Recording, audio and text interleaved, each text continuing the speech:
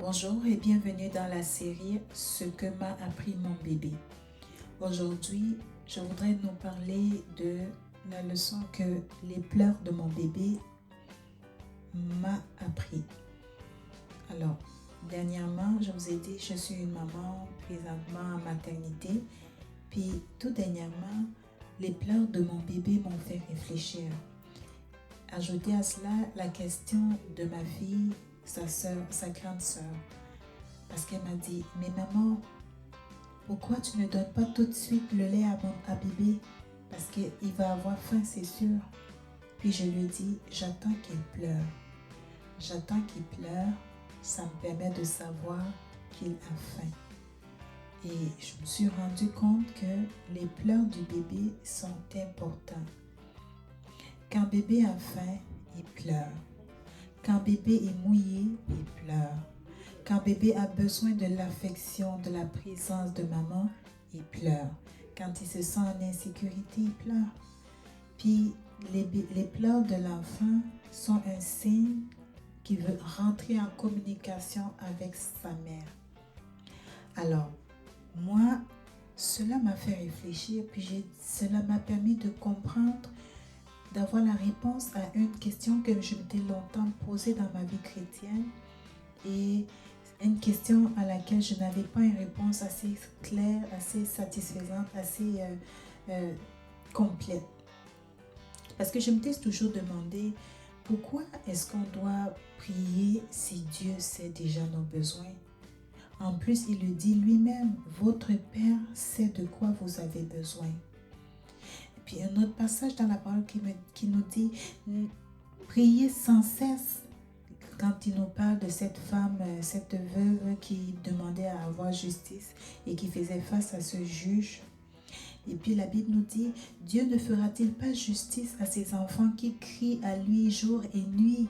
Puis je me demandais, mais pourquoi est-ce que je dois crier à lui jour et nuit s'il sait déjà que j'ai besoin et s'il connaît tous mes besoins?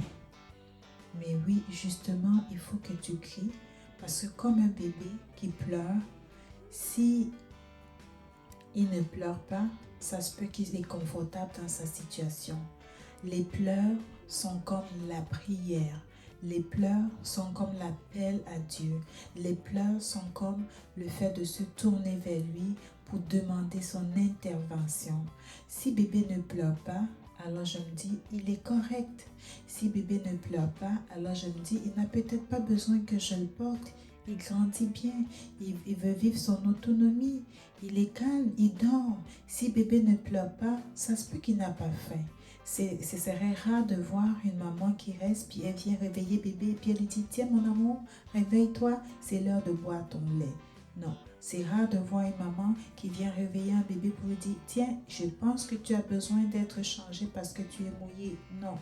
En général, il faut que le bébé crie à sa mère, il faut qu'il l'appelle pour qu'elle vienne à lui pour répondre à son besoin. Ce n'est pas que le besoin n'est pas à disposition, ce n'est pas que la mère ne veut pas, mais c'est juste que la mère attend que le bébé lui donne le signal que je suis vraiment prêt, j'ai vraiment besoin de ta présence, j'ai vraiment besoin de ton aide, j'ai vraiment besoin que tu viennes tout de suite parce que je ne pourrai pas tenir dans cet inconfort.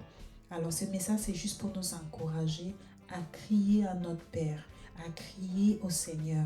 C'est vrai, il connaît nos besoins. C'est vrai, il sait dans quoi nous sommes, mais ça se peut qu'il ne vienne pas tout de suite parce qu'on n'a pas vraiment crié, parce qu'on n'a pas vraiment pleuré, parce qu'on n'a pas vraiment témoigné avec ardeur dans la prière qu'on a besoin de lui.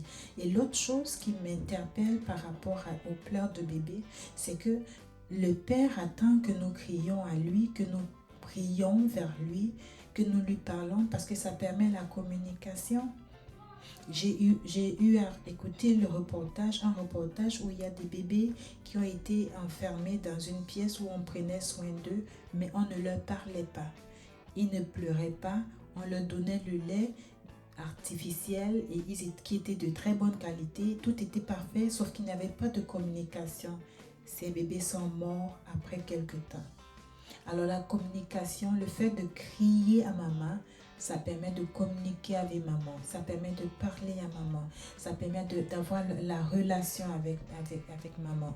Alors, je pense que c'est important que nous crions à Dieu. Je pense que c'est l'une des raisons pour lesquelles il veut que nous venions vers lui. Parce qu'il aimerait ça entendre notre voix. Il aimerait ça garder le contact avec nous.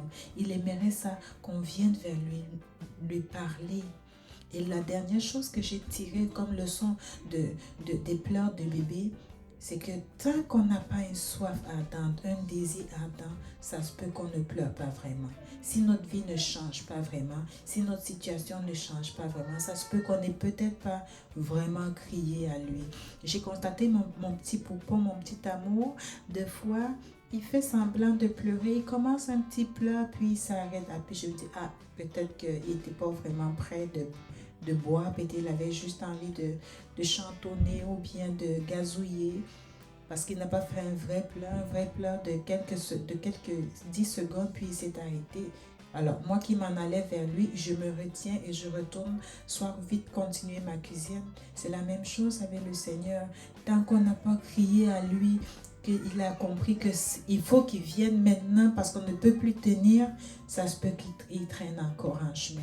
Alors, c'est juste pour nous encourager de ne pas nous relâcher dans la prière, de ne pas nous relâcher dans notre vie avec le Seigneur. Il sait nos besoins, il les a déjà à disposition, la provision est prête. Il attend que tu viennes lui parler et dépendamment de ton ardeur, de ton degré d'insistance, comme cette femme veuve, il est prêt à agir plus rapidement. S'il agit moins vite, ça se peut que ta prière, tu n'as pas encore mis tout le cœur, tu n'as pas encore mis tous les tripes. Néanmoins, la vérité est que il ne donnera pas un serpent à celui qui lui demande un œuf.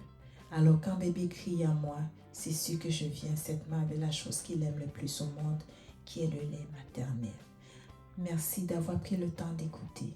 Veuillez vous abonner pour ne pas manquer les autres leçons de vie que m'a enseigné mon bébé et que le Seigneur vous bénisse. Peace and joy.